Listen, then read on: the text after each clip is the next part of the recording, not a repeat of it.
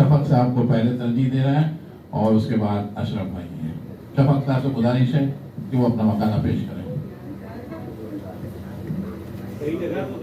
आपकी इजाज़त से और अपने अजीज तरीन दोस्त प्रोफेसर अब्बास नैयर और अपने इंतहाई मोहतरम और मुकर्रम बुजुर्ग जनाब ज़हीर अनवर साहब के मशवरे से, जो आपने कल मशवरा दिया था कि 2 या 3 लोगों तक ही मजमून को महदूद रखा जाए, उसी फार्मूले को प्रोफेसर नैयर साहब ने भी इस्तेमाल किया और मैं भी, क्योंकि हम लोग साथ के पढ़े उन्हीं के नक्शे कदम पे चलता हूँ, तो उसी हवाले से मैंने भी इसको 4 लोगों तक अपने मकाले को महदूद रखा है। और 4 में एक ऐसे नक्काद और मुहक्किक हैं कि जिनकी किताब का सिर्फ सरवरक और पुश्त वरक मुझे मिला और उसी की बुनियाद पर मैंने अपनी राय कायम की।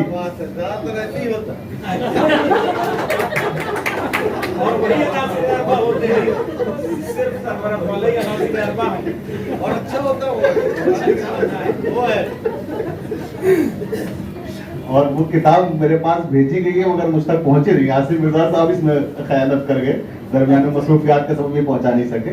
खैर, मैं आपकी इजाज़त से सब और शहनशीन पे जो लोग बैठे हैं अपने मकाले का आगाज़ करता हूँ। मेरे मकाले का उन्वान है मगरबी बंगाल के आसमान नक़्दो तहक़ीक़ के दरख्शां सितारे। मेरा ख्याल है कि तख्लीक ख्वाब और तनकीद ताबीर ख्वाब और नक्काद ताबीर ख्वाब बयान करने वाला आलिम और मुअल्लिम है। इस मुअल्लिम का काम सिर्फ दूसरों की तख्लीक़ात का मुहाकमा करना नहीं है, बल्कि तख्लीक़ी अदब के उसूल दरियाफ्त करना है, क्योंकि अजीम फनपारा अपने तनकीदी उसूल खुद लेकर आलम वजूद में आता है। यानी हम किसी ऐसी तख्लीक को जो हकीकत में नई हो और अज़मत और रिफत की हामिल हो, उसे नक़्द की पुरानी सैरफी पर नहीं परख सकते। लिहाजा हमें ऐसी अजीम तख्लीक़कार की अज़मत को देखना हो तो हम उसे यूँ भी देख सकते हैं कि आया वो अपने से पहले के तनकीदी उसूलों में तरमीम और तनसीख के लिए जवाब पैदा कर रहा है या नहीं। ऐसा तख्लीक़कार जो अपने ज़माने के तनकीदी उसूलों पर मुकम्मल तौर पर खरा उतरे, वो अच्छा तख्लीक़कार तो हो सकता है, लेकिन अजीम तख्लीक़कार नहीं हो सकता। शुक्रिया। ऐसा तख्लीक़कार जो अपने ज़माने के तनकीदी उसूलों पर मुकम्मल तौर पर खरा उतरे, वो अच्छा तख्लीक़कार तो हो सकता है, लेकिन अजीम तख्लीक़कार नहीं हो सकता। नीज़ आप इस इंतकादी सच्चाई से भी इनकार नहीं कर सकते हैं कि तनकीद तख्लीक के बाद वजूद में आती है। लेकिन जब तनकीद वजूद में आई तो पहला सवाल ये नहीं उठा कि तनकीद क्या है, बल्कि तनकीद ने पहला सवाल ये उठाया कि तख्लीक क्या है, इसकी माहियत क्या है, इसका मकसद क्या है, इसका हकीकत से रिश्ता क्या है। ये और इस तरह के सवालात मगरबी अदब के पहले नक्काद अफलातून और अरस्तू ने भी उठाए और उर्दू तनकीद के बानी मौलाना मोहम्मद हुसैन आज़ाद और मौलाना अल्ताफ हुसैन हाली ने भी उठाए। फी ज़माने ना भी यही सवालात हमारी तनकीद का महवर है। हमें अपने आज के इस मजमून में अर्ज़ बंगाल के ऐसे ही चंद मुंतखब नाक़िदीन की तनकीदी काबिशों पर गुफ्तगू करना है, जिन्हें अपने इंतकादी अफकार और नज़रियात से जहान नक़्द व अदब में इर्ताश पैदा करने की कोशिश की है, और उनका यही इंतकादी इर्ताश उर्दू अदब में उनकी शनाख्त का सबब बना है। दबिस्तान बंगाल के ऐसे ही नाक़िदीन व मुहक्किकीन में एक नुमाया शख्सियत प्रोफेसर यूसुफ तकी है। सरदस्त प्रोफेसर यूसुफ तकी के तनकीदी व तहक़ीक़ी मज़ामीन का मजमुआ तमहीस व तजर्बा ज़ेर मुतालबा तमहीस व तज्ज़िया ज़ेर मुतालिया है। इस मजमुए में इनके 15 मज़ामीन शामिल हैं। यूँ तो यूसुफ तकी के सभी मज़ामीन इनकी गैर मामूली ज़हानत व ज़कावत का मज़हर हैं, लेकिन गालिब और कलकत्ता, गालिब की शायरी का समाजी पस मंज़र, कलकत्ते के अदबी मार्के, वहशत की शनाख्त, इब्राहिम होश की सहाफ़त, हिजरत के तमाशे एक जायज़ा, तारीख़ को न सिर्फ अपनी तरफ मुंतफ़िद करते हैं بلکہ اسے استغراق کے عالم میں پہنچا کر تنقید و تحقیق کے بہت سے اہم نکات سے آشنا بھی کرتے ہیں۔ تمہیز طلباء کے ساتھ اساتذہ کو بھی نامعلوم سے جہان معلوم کی طرف لے جاتی ہے، یہی تمہیز کا اختصاص ہے۔ یوسف تقی اپنے زمانے کے ارباب نقد سے نقد و انتقاد کے باب میں ہونے والی ناانصافیوں، غیر متوازن تنقیدی رویوں اور جانبدارانہ روش تنقید سے شاکی ہیں۔ وہ معاصر عہد کے ناقدین کے مصلحت آمیز طرز انتقاد پر روشنی ڈالتے ہوئے تمہیز کے دیباچے میں ایک مقام پر لکھتے ہیں۔ کوٹیشن پڑھنے کی اجازت نہیں ارشی بھائی کی طرف سے، مگر صرف ایک کوٹیشن پڑھوں گا، باقی لوگوں کی نہیں پڑھوں گا، ٹھیک ہے؟ اقتباس، شکریہ۔ آج تنقیدی ادب کی صورتحال، اقتباس ہے، آج تنقیدی ادب کی صورتحال کچھ مختلف ہے۔ آج تنقید کے نام پر جو چیزیں سامنے آ رہی ہیں ان میں زیادہ تر نقاد اور فنکار کے ذاتی تعلقات کا مظاہرہ ہوتا ہے۔ اگر دونوں کا رشتہ نظریاتی یا کسی اور وجہ سے استوار ہے تو پھر نقاد اس کی گھٹیا سے گھٹیا تخلیق میں بھی وہ خوبیاں ڈھونڈ نکالے گا جن کا اس فن پارے میں دور دور تک نام و نشان تک نہیں ہے۔ اسے ایک عظیم شاہکار کا درجہ دلانے کی صحیح کرے گا۔ اس کے برعکس اگر خدا نہ خواستہ فنکار کا تعلق ناقص سے استوار نہیں ہے تو اس کی اچھی سے اچھی تخلیق کو پہلے تو نظر انداز کرنے کی کوشش کرے گا، اور اگر مجبوراً قلم اٹھانے کی ضرورت درپیش آئی تو اس میں ڈھونڈ ڈھونڈ کر وہ کمزوریاں نکالے گا کہ خدا کی پناہ۔ حالانکہ یہ عمل تنقید کے بنیادی وصف کے منافی ہے۔ تمہیز و تجزیہ، صفحہ 7 و 8۔ یوسف تقی کے اس اقتباس سے آپ ان کے انتقادی نظریات کو بحسن و خوبی سمجھ سکتے ہیں۔ نیز انہوں نے جس خوش اسلوبی سے اردو ادب کی موجودہ صورتحال کو مترشح کیا ہے وہ عبرتناک اور سبق آموز ہے۔ انہیں تملک پسند اور مفاد پرست ناقدین پسند نہیں ہیں۔ وہ تمہیز میں مختلف مقامات پر ایسے لوگوں کے خلاف احتجاج کرتے ہوئے نظر آتے ہیں۔ یوسف تقی کو جی سبھی کو نہیں پسند ہے، لیکن بہت سارے لوگ ایسے ہیں جو پسند بھی کرتے ہیں، جن کا میں نے کل ذکر کیا تھا، کتابیں لکھواتے ہیں اور سب تمام امور آپ کے سامنے ہے نا۔ خیر، ان کے نزدیک ایک ذمہ دار ناقد وہ ہے، یہ میں ان کی کتاب کی روشنی میں ہی ان کے خیالات وہ بیان کر رہا ہوں۔ ان کے نزدیک ایک ذمہ دار ناقد وہ ہے جو ذاتی نظریات و اعتقادات کو بالائے طاق رکھتے ہوئے فن پارے کا منصفانہ تجزیہ کرے۔ اس کی تنقید نہ تو تنقید کے زمرے میں ہو اور نہ تمجید کے دائرے میں۔ پروفیسر یوسف تقی کے حوالے سے بھی یہ طویل ہے، میں اس کو اب حفظ کر کے آخری جملہ پڑھ کے پھر دوسرے کی طرف آتا ہوں۔ پروفیسر یوسف تقی کی دیگر تحقیق و تنقیدی کتابوں میں مرشد آباد کے 4 کلاسیکل شعرا، غزلیات تپش، کلیات بدر، مثنوی جہاں شاہ و جہاں بانو وغیرہ اردو ادب میں خصوصی اہمیت کی حامل ہیں۔ ابھی درمیان سے سب میں نے چھوڑ دیا ہے اور اب دوسرے شخص کی طرف آتے ہیں۔ ارض بنگال کی دوسری اہم ترین شخصیت جنہیں ہم نے اپنے اس مقالے کا موضوع بنایا ہے وہ پروفیسر عرفان نقوی ہیں۔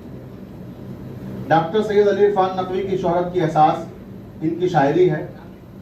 اہل بنگال ان کی شاعرانہ ارزشوں کے قائل ہیں۔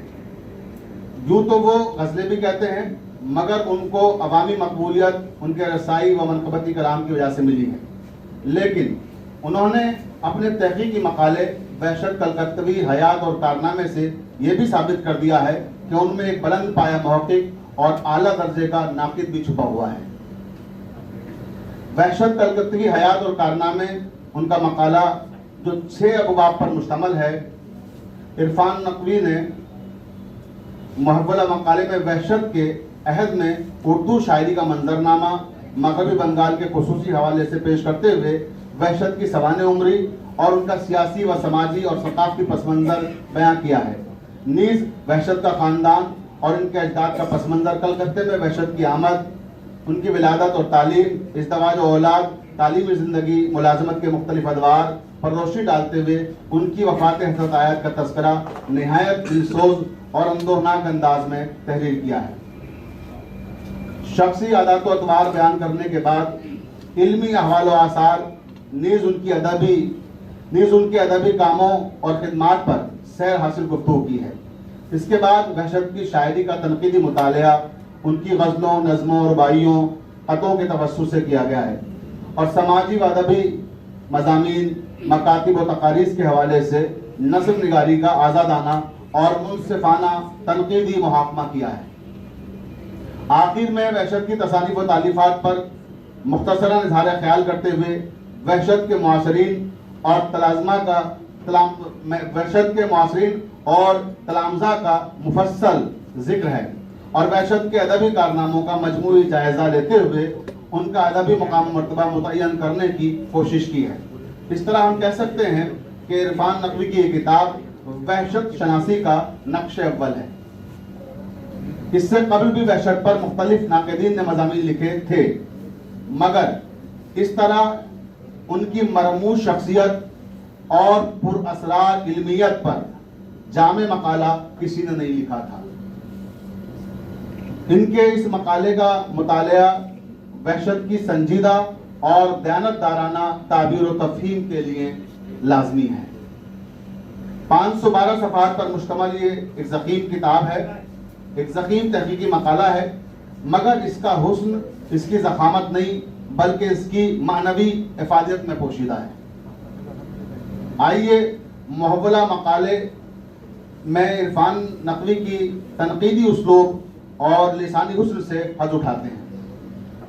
وحشت کے رنگ سخن پر روشنی ڈالتے ہوئے لکھتے ہیں، عرفان صاحب وعدہ توڑ رہا ہوں، کوٹیشن پڑھنا پڑ رہا ہے مجبوری میں، صرف ایک پڑھوں گا آپ کی کتاب سے، زیادہ نہیں، چھوڑ دیے باقی سب۔ وحشت کا اصل رنگ سخن، یہ اقتباس ہے، وحشت کا اصل رنگ سخن یا ان کی انفرادیت شعری دراصل ان کی سرشت کی پاکیزگی، ان کے مزاج کی سادگی، ان کی شخصیت کی بلند اخلاقی اور روح کی شرافت سے عبارت ہے، اور یہی ساری باتیں جب ان کے اشعار میں ڈھل کر سامنے آتی ہیں تو ان میں نہ تو ڈاک کا جیسا کھل کھیلنا ہوتا ہے، نہ مومن کی مکر شاعرانہ، نہ غالب کی تقلید ہوتی ہے، اور نہ حالی کی محض اخلاقیات۔ البتہ میر کا سا سوز و گداز ضرور ہوتا ہے، لیکن یہاں بھی وحشت کا اسلوب انہیں میر کے اسلوب بیان سے الگ کر دیتا ہے، یعنی میر کے خلاف وحشت کے یہاں فارسی تراکیب کا استعمال بہت ملتا ہے، اور اس طرح یہاں بھی وحشت کی انفرادیت برقرار رہتی ہے۔ معاملات عشق میں وحشت جرأت کی طرح دست درازی نہیں کرتے، اور نہ ہی حسرت کی طرح معشوق کے سامنے خود معشوق بن جاتے ہیں، بلکہ وحشت عاشق ہی رہتے ہیں، عاشق زار بھی اور عاشق صادق بھی، لیکن یہاں بھی ان کے یہاں معشوق کے غم میں رو رو کے ساتوں طبقات آسمانی کو آنسوؤں میں غرق کرنے والا غلو نہیں ملتا، اور نہ غالب کی طرح اپنی انا برقرار رکھنے کی ضد ملتی ہے، یعنی غالب جس طرح معشوق کے سامنے سبکسر ہو کر اس کی سرگرانی کا سبب جاننے کو اپنی توہین سمجھتے ہیں، یا دام جس طرح تو نہیں اور صحیح اور نہیں اور صحیح کی دھمکی دیتے ہیں، وحشت کے یہاں یہ سب کچھ نہیں ہے۔ آپ نے دیکھا کہ ایک پیراگراف میں عرفان صاحب نے کتنی چیزوں کو سمیٹا ہے، اور یہی انداز ان کا پوری کتاب میں ہے، جو آپ اس کا مطالعہ کریں گے تو میری تائید کریں گے۔ آپ نے دیکھا عرفان نقوی کی نثر شائستگی و شگفتگی کے ساتھ کس قدر فکر انگیز اور بصیرت خیز ہے۔ وہ چھوٹے چھوٹے جملوں میں ادب کی بڑی بڑی حقیقتیں بیان کر دیتے ہیں۔ انہوں نے سرشت کی پاکیزگی اور روحانی شرافت کے نقوش کس خوبصورتی سے وحشت کے جہان شعر و سخن میں تلاش کیے ہیں، وہ بھی ان کا قابل تحسین کارنامہ ہے۔ اب تفصیل کو صرف نظر کر رہا ہوں وقت کی تنگی کی وجہ سے، اور اب آتے ہیں تیسرے محقق اور ناقد کی طرف۔ دبستان بنگال کی تیسری قابل ذکر شخصیت جنہیں ہم نے اپنے مقالے کا حصہ بنایا ہے وہ اصغر انیس ہے۔ اصغر انیس بنگال کے مستند و معتبر صاحبان قلم میں شمار کیے جاتے ہیں۔ ان کی شناخت بظاہر ڈرامہ نگاری کے حوالے سے قائم ہوئی ہے، لیکن انہوں نے اپنی تحقیقی کتاب مغربی بنگال میں اردو کا اہم مرکز مرشد آباد سے یہ ثابت کر دیا ہے کہ کہ وہ نہ صرف ڈرامہ نگار ہیں بلکہ ایک اچھے محقق و ناقد بھی ہیں. اور یہ بات میں طلباء کے لیے خاص طور سے کہہ رہا ہوں کہ زبان پڑھیں. آپ ہی نہ دیکھیں کہ کوئی انسان پرائمری میں ٹیچر ہے یا کوئی یونیورسٹی میں پروفیسر ہے. پروفیسر بھی معاف کیجیے گا بہت سے زبان و بیان کی کیسی غلطیاں کرتے ہیں وہ سیمینار میں آپ لوگ دیکھتے رہتے ہیں, لیکن پرائمری کے اسکول کے ٹیچر بھی بہت اچھی زبان استعمال کرتے ہیں, تو انہیں اس لیے نظر انداز نہیں کیا جانا چاہیے کہ پرائمری کے ٹیچر ہیں. بہت صحیح. تو ان کی اس کتاب کو مغربی بنگال اردو اکیڈمی نے 2017 میں شائع کیا تھا, جس میں اصغر انیس نے مرشد آباد کا تاریخی پس منظر بیان کرتے ہوئے وہاں کے کتب خانے, نثر نگاری, ڈرامہ نگاری, افسانہ نگاری, ادبی انجمنیں, ادبی مجلے, تعلیمی درسگاہیں اور اہل قلم کے ادبی خدمات کو تفصیل اور توازن سے بیان کیا ہے. کتاب میں الگ سے دو عنوانات, آغاز تقسیم وطن, ایام تقسیم تا حال قائم کر کے ابتدا سے حال تک کا مرشد آباد کا ادبی سفر مفصل بیان کیا ہے. اور کتاب کا آخری حصہ رسائی کلام پر مشتمل ہے, جس میں گوشائے قصیدہ و منقبت اور گوشائے ماتم و مراسی کے توسط سے اصغر انیس نے مرشد آباد کی رسائی و منقبتی شاعری کو بڑے سلیقے اور قرینے سے پیش کیا ہے. یہ کتاب 376 صفحات پر مشتمل ہے. اصغر انیس نے سید دوست دار حسین علی عرف سید نواب جانی میرزا محشد مرشد آبادی کے کلام کا تجزیہ کرنے کے بعد ان کی شخصیت پر کس خوبصورتی سے روشنی ڈالی ہے, آپ بھی ملاحظہ فرمائیں. یہ بڑا پیراگراف ہے لیکن میں چاہتا ہوں 2 لائنیں اس کی سنا دوں تاکہ میری بات کی تصدیق ہو جائے. نواب جانی ایک ہمہ اقتباس. نواب جانی ایک ہمہ جہ شخصیت کے مالک تھے. آزادی کے بعد سرزمین مرشد آباد میں زندگی کے مختلف شعبوں میں جو گراں خدمات انہوں نے انجام دی ہیں وہ ناقابل فراموش ہیں. آج کی اخلاقی گراوٹ کے عہد میں نواب جانی پرانی تہذیب کے سفیر رہے ہیں. شرافت, نیک نیتی, روایت پرستی, ایثار و قربانی ان کی پہچان رہی ہے. صلہ رحمی پر وہ ہمیشہ عمل پیرا رہے. قطع رحمی کے احساس کو انہوں نے کبھی پاس پھٹکنے نہیں دیا. دوست ہو یا دشمن, حلیف ہو یا حریف, کسی کو بھی اپنی تنگ دامنی کی شکایت کا موقع نہیں دیا. انسانی اقدار کو انہوں نے ہمیشہ اپنے دل سے قریب رکھا. لیکن مرشد آباد میں قوم و ملت کی گرتی اور بگڑتی ساکھ, ان کی اقتصادی بدحالی, تعلیمی گراوٹ, آپسی تعلقات میں بڑھتی ہوئی بے حسی, کنبہ پروری اور علاقہ پرستی جیسی لعنتوں کو دیکھ کر نواب جانی کبیدہ خاطر اور دل برداشتہ نظر آتے تھے. اقتباس ختم. وقت بھی ختم میرا, اور اب صرف بات رہ گئی سر ورق اور پشت ورق. اجازت ہو تو وہ کر لوں. مقالہ تو اب شروع ہو رہا. بہرحال مقالہ تفصیلی میں نے جیسا عرض کیا, لیکن صرف اب میں 2 یا 3 منٹ میں اپنی بات ختم کر رہا ہوں.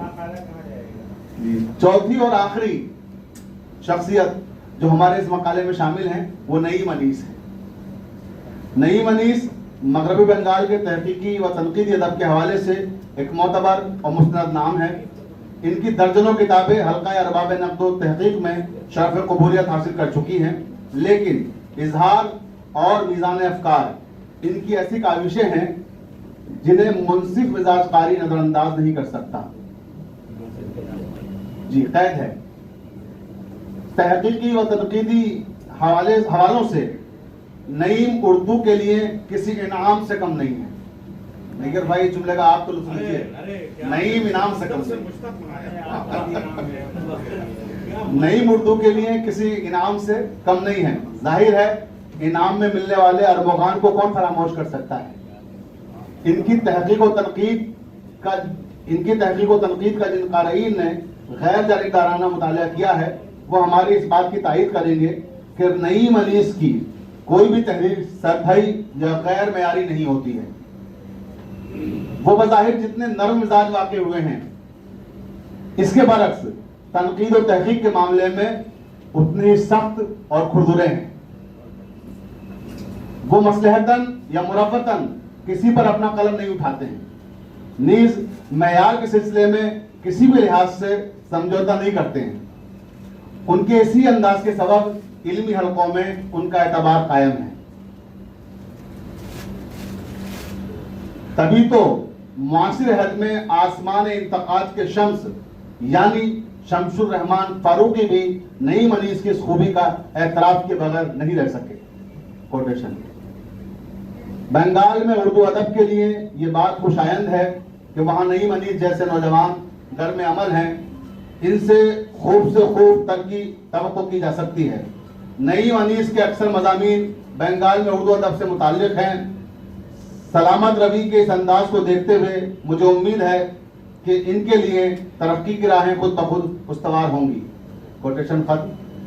ये तवील कोटेशन से 2 लाइनें मैंने सुनाई हैं फकत। शमशुर रहमान फारूकी ने नईम अनीस के मुतालिक 1999 ईस्वी में तरक्की की राहें उस्तवार होने की जो पेशनगोई की थी, वो आज 23 बरस के बाद हकीकत में तब्दील हो चुकी है। वाकईन नईम के लिए उर्दू अदब में तरक्की की राहें हमवार हो चुकी हैं।